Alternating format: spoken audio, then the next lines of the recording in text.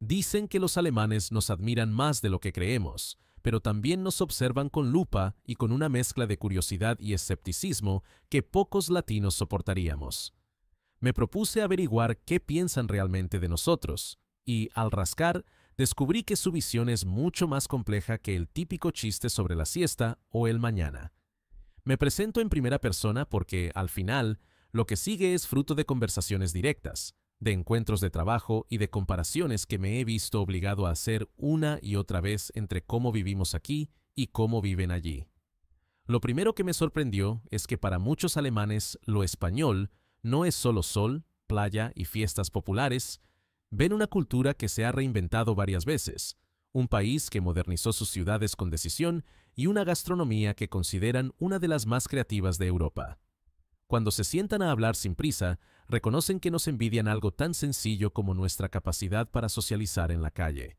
Esa envidia, por cierto, es idéntica a la que nosotros sentimos por su extraordinario sistema ferroviario, por la tranquilidad con la que su burocracia promete y cumple, y por esa sensación de que todo está pensado para funcionar a largo plazo. Ahí empiezan los malentendidos. Ellos miran nuestra espontaneidad con ternura y sospecha al mismo tiempo, y nosotros miramos su previsión con admiración y, a veces, con la impaciencia del que cree que tanta regla mata la alegría. Hay un estereotipo que flota como nube de verano, el del español simpático pero desorganizado, que sabe celebrar como nadie, pero que se pierde ante un calendario apretado. Cuando lo escucho, me esfuerzo por desmenuzarlo con calma. El alemán que ha trabajado con españoles suele matizar. Reconoce que cuando nos comprometemos con un proyecto que nos importa, nos dejamos la piel, que nuestra imaginación para resolver imprevistos es un activo real, y que, ante la presión, sacamos fuerza de la colaboración, de llamadas y favores que acelera cualquier cierre. Donde nos ven flojear es en la fase previa, en esa planificación milimétrica que ellos consideran no negociable. Para un equipo alemán, los tiempos de arranque son sagrados, los criterios de calidad están escritos antes de empezar y el liderazgo no se reclama a base de carisma, sino a base de método y responsabilidad. Les cuesta entender que alguien pueda improvisar con éxito cuando hay tanto en juego, y a nosotros nos cuesta entender que alguien quiera invertir horas en prever riesgos que quizá jamás ocurran. La verdad incomoda a ambos. Si no prevenimos, fallamos. Si no flexionan, se vuelven rígidos. Cuando comparan la ética de trabajo, suelen destacar que los españoles tenemos una escala de prioridades donde la vida personal y las relaciones tienen mucho peso. A algunos alemanes eso les parece maduro, a otros les suena a excusa. Dicen que un buen profesional no necesita quedarse en la oficina hasta tarde, sino trabajar con intensidad y claridad mientras está allí. Por eso valoran tanto llegar a la hora, cerrar a la hora y no agendar reuniones de pasillo que se eternizan. En nuestra cultura, pasar por la mesa de un colega y preguntar cómo va todo puede desbloquear un tema en minutos. En la suya, lo más eficiente es acordar con antelación, mandar un correo bien estructurado y llegar al punto exacto. No es que sean fríos, es que tienen una noción del respeto que pasa por no invadir el tiempo de los demás ni su espacio mental, y ese respeto empieza por la puntualidad. Para un alemán, llegar tarde dice más de la persona que cualquier tarjeta de visita. La palabra que más usan cuando hablan de nosotros es energía. Nos ven con empuje, con iniciativa, con ganas de participar. Ese perfil les gusta, porque evita equipos grises y alimenta la creatividad. En el ámbito técnico, reconocen la calidad de muchos ingenieros y desarrolladores españoles, y les llama la atención que, con menos recursos, logremos resultados comparables. Ahí aparece un elogio sincero: la eficacia en escenarios de escasez. No lo dicen tanto con los adjetivos como con las decisiones de contratación. Al mismo tiempo, hay una alerta constante sobre nuestra relación con los plazos. El famoso mañana es interpretado, a menudo, como una forma elegante de decir no ahora, quizá nunca. Cuando lo explico desde nuestra perspectiva, suelo recordar que mañana también puede significar déjame ver si lo ordeno de la mejor manera posible, o ahora mismo estoy con algo que no puedo soltar sin romperlo. Por supuesto, los matices no viajan bien y esa palabra se queda como un icono de nuestra ligereza. La solución pasa por traducir hábitos, no palabras. Al trabajar con alemanes, es vital convertir ese mañana en un compromiso con fecha exacta y condiciones claras. Otro punto que surge una y otra vez es el de la comunicación. Muchos alemanes valoran la franqueza sin vueltas, esto me parece bien por estas razones y esto no por estas otras. A veces nos resulta seco. En España tendemos a amortiguar los noes, a rodearlos de contexto para que no suenen agresivos. No es hipocresía, es cuidado. Pero en una mesa con alemanes, ese cuidado puede confundirse con ambigüedad. Si no dices que algo es inviable, ellos entenderán que es aceptable. Me ha ocurrido proponiendo ideas pensadas para discusión abierta y encontrarlas, semanas después, traducidas en tareas con responsables y entregables. Allí aprendí que, con ellos, es mejor reservar la creatividad para los espacios previstos y marcar con claridad cuándo estás pensando en voz alta y cuándo estás proponiendo de verdad. A cambio, ellos agradecen mucho cuando el interlocutor español trae contexto humano. ¿Por qué ese cambio afectará al cliente? ¿Cómo lo percibirá el equipo? ¿Qué señales emocionales hay en el mercado? Les complementa. Respecto a nuestra cultura cotidiana, el cliché de la siesta y del bar como extensión del salón ya no funciona tanto como hace años. Muchos alemanes que visitan nuestras ciudades regresan impresionados por la densidad cultural. Museos activos, festivales de todo tipo, una escena gastronómica que muta cada temporada y barrios que han apostado por la sostenibilidad con más seriedad de la que imaginaban. También reconocen avances administrativos, digitalización creciente y una generación profesional que ha viajado, habla varios idiomas y no se conforma con compararse con el vecino, sino con los mejores del mundo. Sin embargo, el imaginario es lento de actualizar y el turismo masivo a veces refuerza la caricatura. A ciertos visitantes solo les llegan las zonas céntricas y las horas de ocio. Cuando les enseñas el tejido industrial, la red de investigación o los polos tecnológicos, te miran con sorpresa y de ahí nace una opinión más informada. La de un país que mezcla tradición y ambición y que está dejando atrás su autoironía. La relación con la autoridad es otra diferencia sustancial. En Alemania se asume que la norma protege a todos y que cumplirla es un acto de responsabilidad cívica. En España no negamos la importancia de la ley, pero desconfiamos de las reglas abstractas cuando chocan con el sentido común del caso concreto. Por eso, el alemán se queda perplejo cuando alguien propone arreglar un papel con una llamada a un conocido o pedir un favor para saltarse una ventanilla. Para ellos, ese atajo desordena el sistema. Para nosotros, esa flexibilidad resuelve un problema real. Cuando lo hablamos sin prejuicios, sale a la luz el punto de equilibrio. Sistemas robustos que contemplen excepciones y ciudadanos conscientes de que la excepción no puede convertirse en norma. Muchos alemanes valoran, incluso, nuestra capacidad de negociar, de encontrar equilibrios en situaciones tensas, de evitar la confrontación abierta. En un mundo donde abunda la polarización, esa diplomacia cotidiana es una virtud.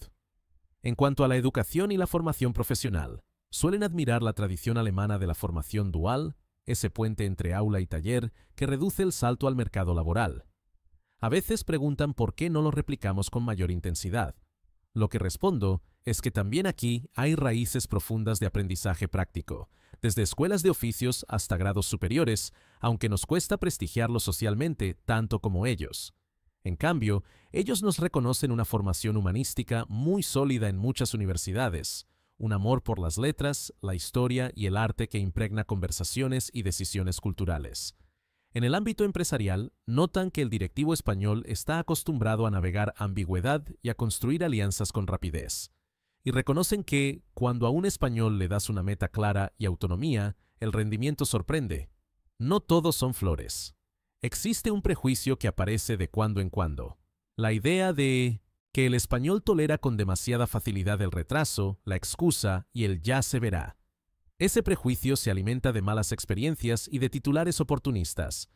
La mejor forma de desmontarlo, en mi experiencia, no es con discursos, sino con hábitos.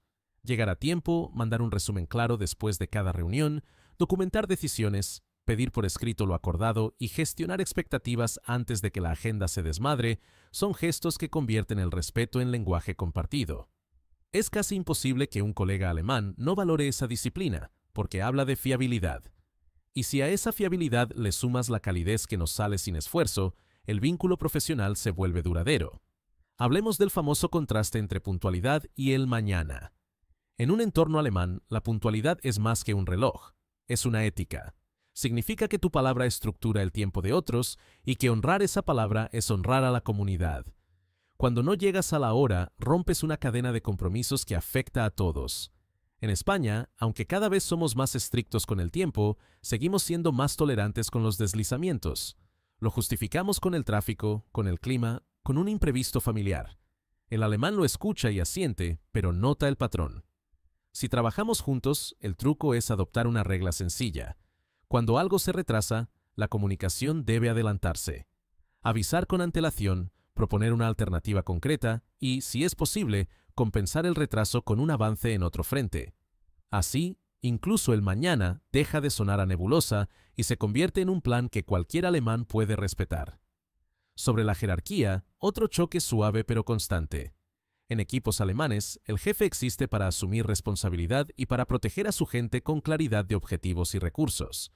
En España, el jefe a veces es la persona que resuelve sobre la marcha, el que quita marrones y el que improvisa con solvencia. Ellos consideran que esa figura heroica es síntoma de un sistema que no prevé lo suficiente. Nosotros vemos en su estilo una cierta frialdad que confía demasiado en procesos sin rostro. La verdad está en medio. Una organización excelente necesita procesos vivos y líderes capaces de decidir bajo presión. Cuando ambas culturas se mezclan, el resultado suele ser positivo, más métodos sin perder humanidad. En lo social, nos miran con una mezcla de fascinación y cansancio. Fascinación por nuestra capacidad de disfrutar la calle, por la naturalidad con la que los niños forman parte de la vida pública, por las sobremesas que se estiran sin intención de huir a la pantalla.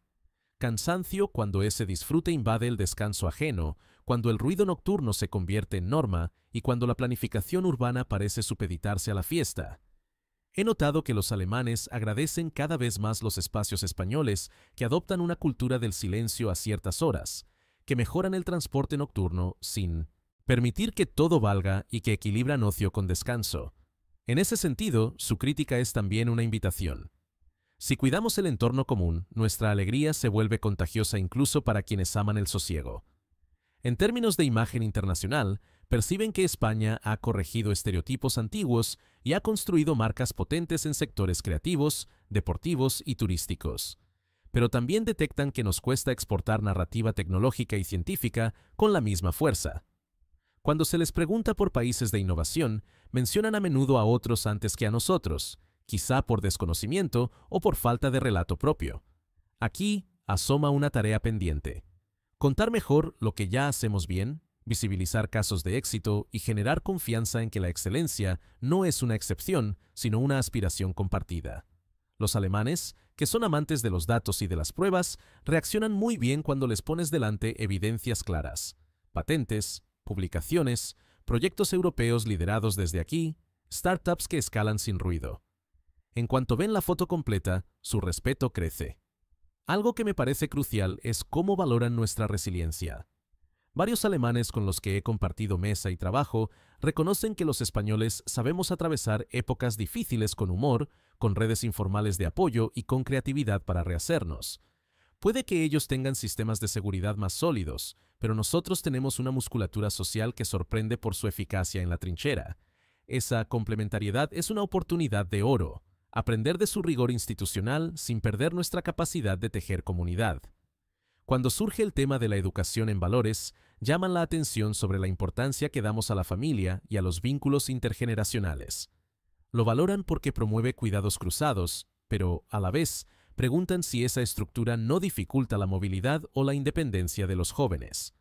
La conversación es interesante porque nos obliga a examinar si a veces usamos el calor familiar como excusa para aceptar empleos por debajo de nuestra cualificación o para posponer decisiones que nos pondrían a prueba. A ellos les sorprende, por ejemplo, que un joven rechace un trabajo en otra ciudad por no alejarse del hogar. A nosotros nos sorprende que alguien deje atrás su círculo sin mirar atrás. En ese cruce hay aprendizaje mutuo. Ni la raíz debe convertirse en ancla, ni el viaje en huida. Otra dimensión delicada es el sentido del humor. Los alemanes tienen fama de ser serios, y nosotros de reírnos hasta de lo que nos duele. En realidad, también ellos aprecian el humor, pero suelen separar con más claridad el contexto profesional del personal. Si en una reunión de trabajo nos permitimos una broma, puede entenderse como una relajación indebida. Si la hacemos al cerrar un proyecto con éxito, suele recibirse con gratitud. Entender esos códigos evita malentendidos. Y, al revés, a veces nosotros interpretamos su sobriedad como falta de entusiasmo cuando, en realidad, es un modo de mostrar respeto y concentración. Cuando preguntan abiertamente qué admiramos de Alemania, no me cuesta responder. Su obsesión por la calidad, su constancia, su sentido comunitario que se evidencia en cosas pequeñas como separar la basura con rigor o ceder el paso a una bici sin teatralidad. Muchos españoles que han vivido allí traen de vuelta una disciplina interiorizada: apagar lo que no se usa, entregar lo que se prometió, exigir precisión a uno mismo antes de exigirla a los demás. Y cuando les digo qué deberían admirar ellos de nosotros, lo resumo así: nuestra capacidad de darle humanidad a lo complejo, de encontrar calor en procesos fríos, de celebrar sin olvidar a quien se queda fuera. En los equipos mixtos que he visto funcionar mejor, esa doble admiración es explícita y se alimenta a propósito. Quiero detenerme en un punto práctico: ¿cómo traducir estas percepciones en formas concretas de colaboración? Si trabajas con alemanes, conviene que el calendario sea tu aliado visible. Conviene, además, que cada reunión llegue con un orden del día, objetivos definidos y criterios de cierre. Conviene que la documentación viva en un repositorio común, con control de cambios y responsables. Conviene evitar promesas abiertas y preferir compromisos acotados. Conviene aceptar que su silencio no implica desacuerdo, sino reflexión, y que su acuerdo suele ser literal, no simbólico. A cambio, ellos valoran muchísimo cuando un español introduce sensibilidad de usuario, prioridad por el impacto real y una mirada estética que no desprecia la funcionalidad. Y, por supuesto, agradecen que, si surge un imprevisto, sepamos improvisar sin romper la estructura. También hay que hablar de cómo nos ven políticamente, aunque sea de pasada. A menudo reducen el debate español a una caricatura de bandos. Me parece importante explicar que nuestra conversación pública es intensa porque nos importan los matices y porque arrastramos historias complejas que aún están sedimentando. Cuando logras que entiendan esa densidad, disminuye la tentación de meternos en la caja del drama latino. Aparece una idea más justa, la de una democracia viva, con tensiones reales como las de cualquier país europeo, que busca equilibrio entre identidades, progreso y bienestar. Y aparece, también, una invitación a no exagerar lo que nos separa dentro ni lo que nos separa de ellos. Si me preguntan por la conclusión, digo que lo que de verdad piensan los alemanes de nosotros es que somos socios valiosos cuando damos lo mejor de nuestra cultura y dejamos a un lado lo peor de nuestros hábitos. Nos quieren rijosos en creatividad, pero serios en compromisos, efervescentes en trato, pero sobrios en la gestión del tiempo, orgullosos de nuestras calles llenas de vida, pero cuidadosos con el descanso ajeno. Si ellos hacen su parte y se permiten introducir margen para la sorpresa, si aceptan que la flexibilidad puede mejorar un plan sin debilitarlo, el resultado es una cooperación que no solo funciona, sino que ilumina. He aprendido, tras muchas idas y venidas, que nadie es solo su estereotipo. El alemán no es únicamente un reloj con piernas, y el español no es solo un corazón con guitarra. Somos más. Hay equipos españoles que viven por y para la puntualidad, y equipos alemanes que improvisan con una elegancia que envidiaría cualquier director de orquesta. Lo esencial es no convertir la excepción en excusa ni el tópico en coartada.